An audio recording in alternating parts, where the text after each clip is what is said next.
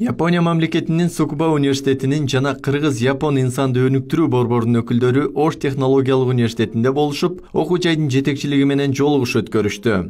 Жолугушунун жүрүшүндө Япония өлкөсүнүн жогорку окуу жайлары менен билим берүү жана илим тармагында кеңири кызматташуу жөнүндө сөз болду. Мында билим берүүдө эл аралык деңгээлдеги иш-аракеттерге басым жасоо, эл аралык илимий долбоорлорду биргелешип ишке ашыруу, эки тараптуу академиялык мобилдүүлүктү күчөтүү жана башка маселелер талкууланды. Кыргыз-Япон борбору менен биздин окуу жайдын ортосундагы түзүлгөн келишимдерге ылайык жүргүзүлүп жаткан иштер мындан арыда кеңейтилген масштабта улантылмакчы. Бул багытта ректор Турсунбаев бизди окуу жай менен Япония мамлекетинин жогорку окуу жайларынын ортосунда эл аралык билим берүү менен биргелешип кадр даярдоо маселелери коюлуп жаткандыгын билдирди. Азыркы күндөгү заман талабынын эң жогорку адистиктеринин бири болгон курулуш багытында адистерди даярдоо боюнча эки тараптуу келишимдер түзүлмөкчү.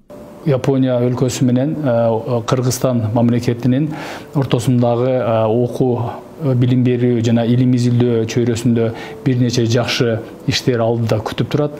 Ошол иштерди жакынкы арада биз эки мамлекеттин ортосундагы меморандум түзүү, ошондой эле келишимдерди түзүү менен чечкенге аракет кылабыз.